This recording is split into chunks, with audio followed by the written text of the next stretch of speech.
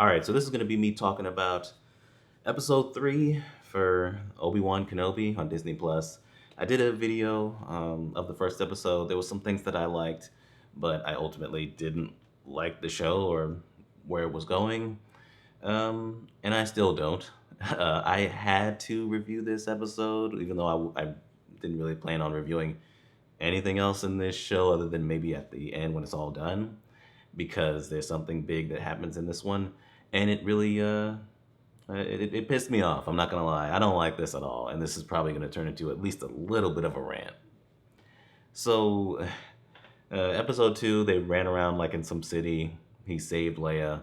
Leia's kind of annoying in this.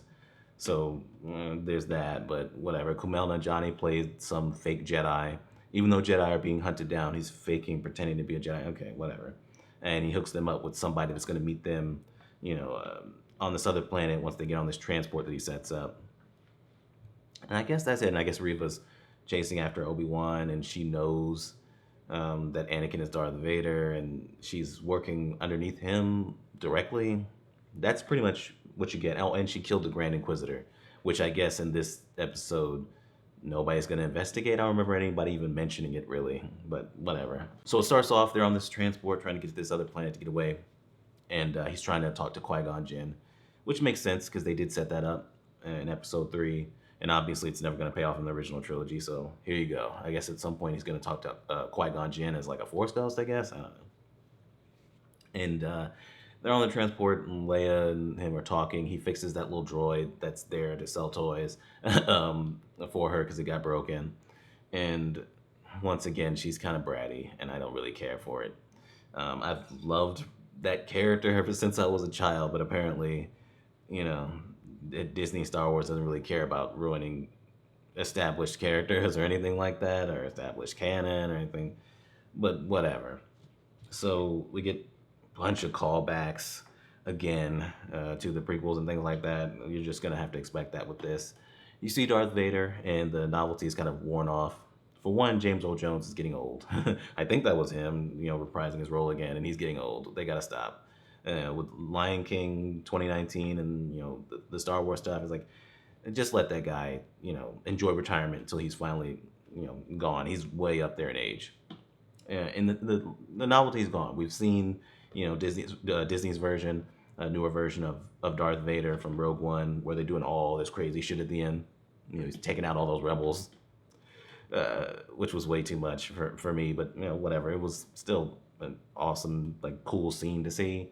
But at this point, I've seen him, so it's like, okay, he's here. And I knew he was going to be here, so whatever.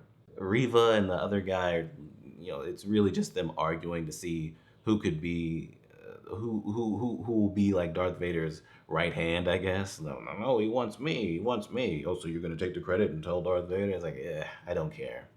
So Obi-Wan and Leia, they end up on this planet. I think it's called like Mapuzo or something like that. I've never heard of it. Maybe it's been in Star Wars before, but I didn't hear of it. I jokingly referred to Tatooine as the dirt planet at some point in my other video on episode 1. No, this is the dirt planet. It's like they heard me. They're like, no, you want a dirt planet? Here you go. There's grass, but yeah, it's mostly dirt.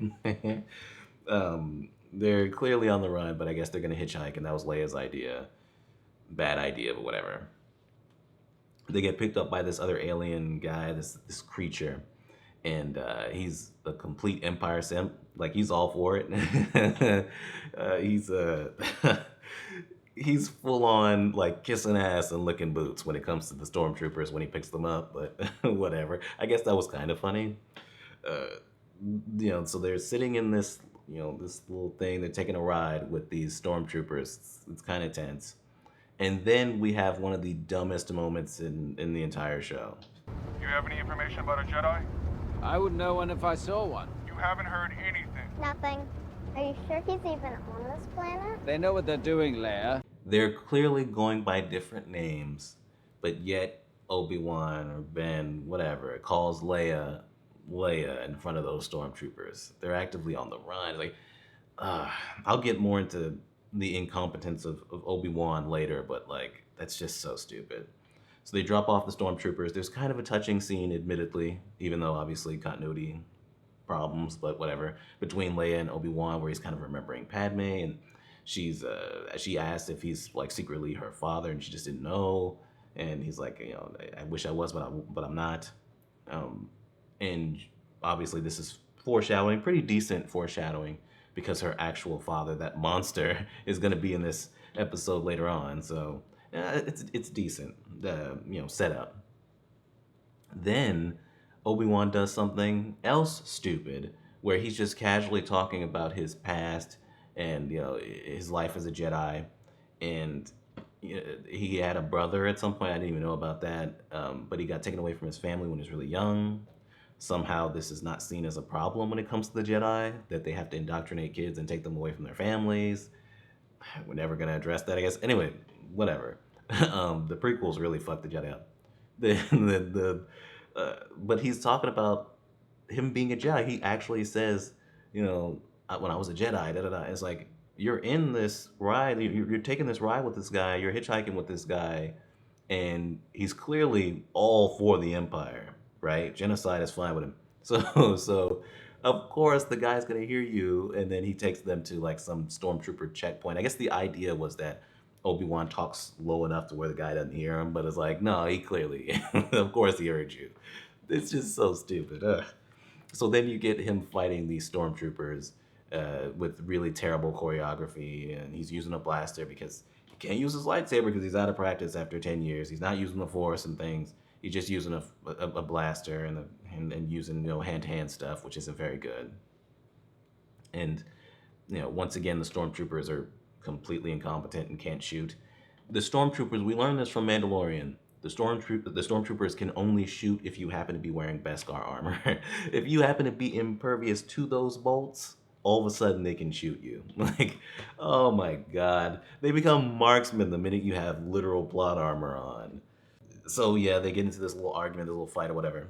He fumbles around with this little laser fence.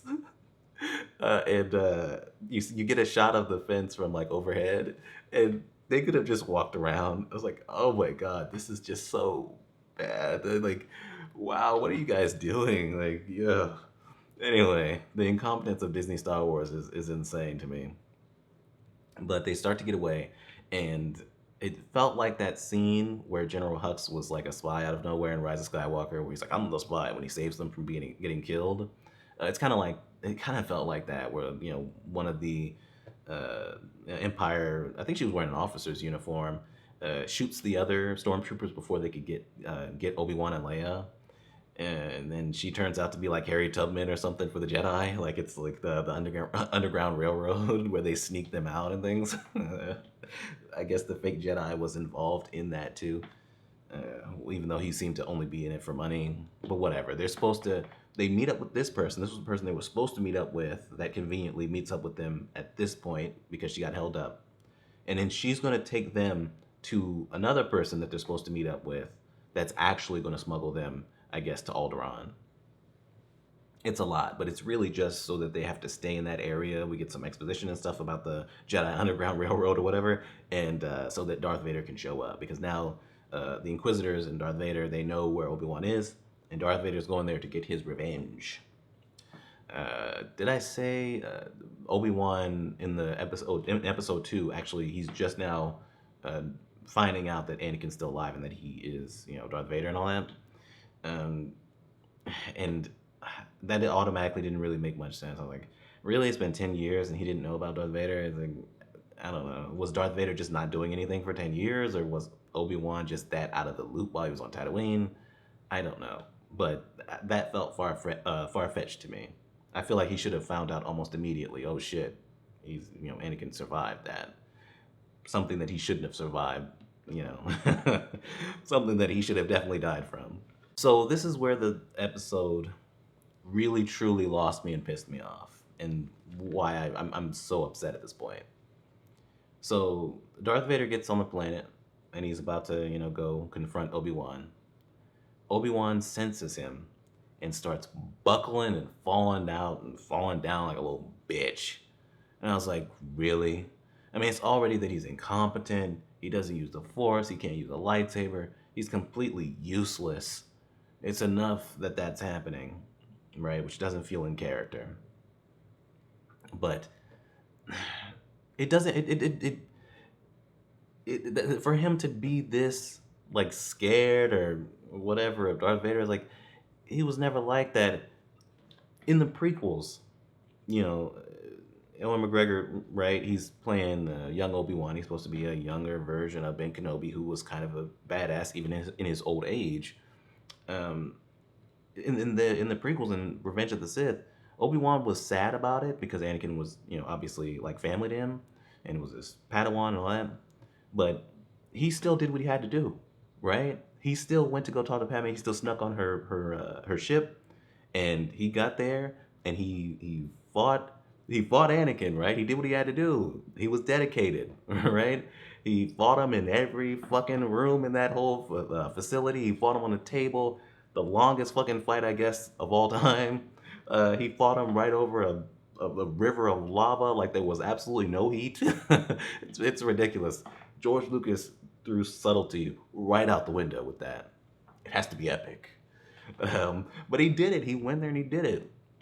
And then obviously you have the original trilogy where he's the wise old sage, right? He's using the Force casually, right? He mind tricks the stormtroopers. These aren't the droids you're looking for. Iconic scene, iconic line. He's in the Death Star, just sneaking around. Luke and Leia and Han, they're shooting and things. They're screaming for their lives in a trash compactor. But he's just casually just sneaking around, making noises, though, turns off the tractor beam so they can get away. And then when he meets up with Darth Vader in A New Hope, he, and Darth Vader has lightsaber, he's ready to fight him. Ready, right? And then he, without hesitation, lays down his life, knowing that he's going to be able to guide Luke in the future from the afterlife as a Force ghost.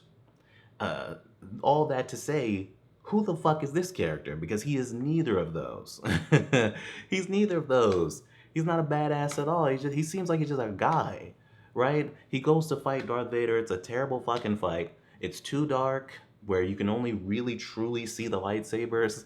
It's way too dark. And the choreography is fucking terrible anyway, which the choreography has been bad throughout this show anytime a lightsaber is involved, like that Order 66 thing in the first episode.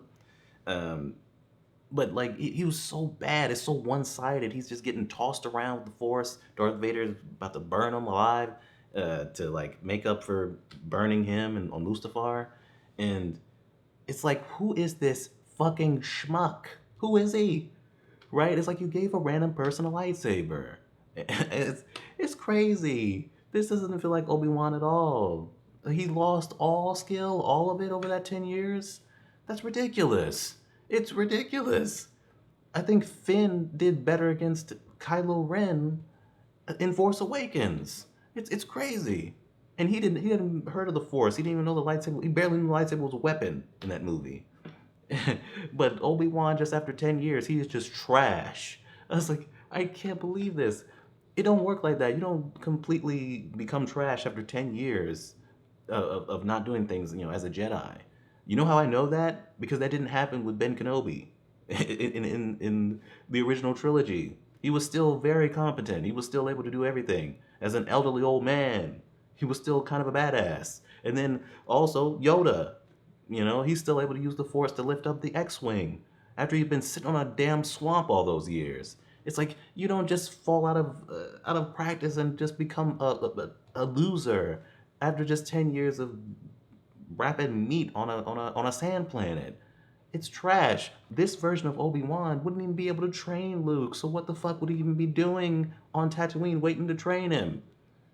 Yeah, what's going on? In between this, obviously I don't know where the episodes are going, but in between this and A New Hope, the very first ever made Star Wars movie, the movie that fucking started the craze in the first place, this phenomenon, at what point does he, I guess, start training again on Tatooine to become the badass wise old sage wizard fucking Ben Kenobi? At what point does that happen? Ugh. It was pissing me off, and like I said, the fight scene is terrible. Really, all you need is to see Darth Vader and Obi-Wan. You know what this feels like? And I've said this about some of the other Disney Star Wars stuff, like Rise of Skywalker and stuff like that. It feels like fan fiction. It feels like somebody's fan fiction. Like, oh, wouldn't it be cool, or wouldn't it be interesting to see Obi-Wan leaving Tatooine to then hang out with Leia? What would their conversations be like? Oh my God, they could allude towards him knowing her father and her mother. It's like fan fiction. And then, oh, Darth Vader and Obi-Wan get to have that rematch. People were getting hype about that before this show came out. And I knew that was going to be terrible. People were like, hey, this doesn't work continuity-wise. And people didn't give a shit. Hey, this is most likely going to be pretty bad. And people didn't care, right? Instead, certain people wanted to focus on the fact that one of the villains is a black woman. Who fucking cares? Who cares? Right? There needs to be more characterization with the character. We need to really get to her motivation and stuff like that. As of right now, she's just angry villain. But the actress is doing a good job, and like, there's not even enough. We haven't got enough from the character to even not like her. So I don't even understand why so many people are complaining and claiming that it's not a race thing. I don't know. Maybe there's some underlying bias there. I don't know. It seems like it. Man, you are missing the forest for the trees if you're upset with Riva. If you're making videos solely about Riva, putting her in your thumbnails and shit, right? You're missing the forest for the trees. They are actively ruining a legendary character from the Star Wars lore, right? A huge character, like a very important character. They're ruining him, ruining continuity, ruining all these other things because we just want to throw some more content out there, right? It feels like Solo, where it's completely unnecessary, but we gotta milk this fucking nostalgia, so let's do it. Prequels didn't work for George Lucas, the guy that fucking created the whole thing, but you're gonna be able to do it, right? I did like Rogue One, though. I'll give him that. I did like Rogue One. Rogue One still has some issues, though. But yeah, I mean, at the end of the day, that's what they bought the rights for. They didn't plan any of this out. They just want to slap Star Wars on something and then throw some content out there, maybe jingle some keys in front of your face. And that's it. I mean, that's what we're doing right now anyway. It doesn't matter how well things are written as long as it reminds you of some shit from your childhood or some shit that you already like. Anyway, is that the end of the episode? No, not really. I guess, because they can't kill Obi-Wan or Darth Vader, obviously. They have the helper person that was helping smuggle them off the planet and stuff. She shoots one of the stormtroopers and sets something on fire or causes an explosion. And that's enough to impede Darth Vader and the rest of the stormtroopers from, defeating Obi-Wan and ending it. And then this robot that they set up earlier on picks up Obi-Wan and like takes him away. And rather than searching out for him, they're like, man, we'll never find him now. I was like, well, he couldn't have gotten that far. Why don't you just keep looking for him? One of the other Inquisitors said that. I was like, you're just gonna quit? All right. And then Riva has an encounter, I guess, with Leia. At first, I was about to be like, if Leia believes this and goes with her, that's going to be awful. Because Obi-Wan saved her life and she still ran away from him. But it seemed like she was going to run away from Riva, so that makes a little bit more sense. But anyway, yeah, that's the end of the episode. I guess Riva's going to be going after Leia now. I honestly don't care. This is not Obi-Wan. This is not Ben Kenobi. This is not, this feels, like I said, like bad fan fiction, and I just don't like it. I don't like it, and at this point, I'm kind of pissed off enough to be done with Disney Star Wars, whether it be Rise of Skywalker. I mean, I didn't like Last Jedi either. I didn't hate it as much as other people did. I mean, they made whole channels based off hating that fucking movie. But I think it has problems mainly in the writing department, and I didn't like it. I didn't care for it. Has one of the worst subplots in Star Wars, hell, that I've seen in a movie, which is the Canto Bight stuff. But that Rise of Skywalker, which I actually did really dislike. I hated Solo. And then you have this and Boba Fett. I stopped watching that at a certain point. Other than Mandalorian, and I still enjoy Force Awakens and Rogue One.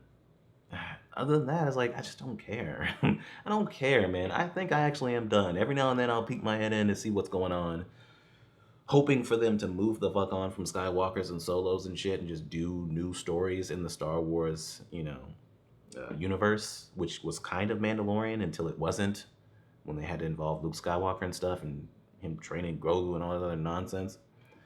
But yeah, for the most part, I'm just done, man. I'm done. But anyway, whatever. I'll probably end up finishing the show. It's gonna be hard to get through. I don't know if I'm gonna make another video on it though, right? I don't know.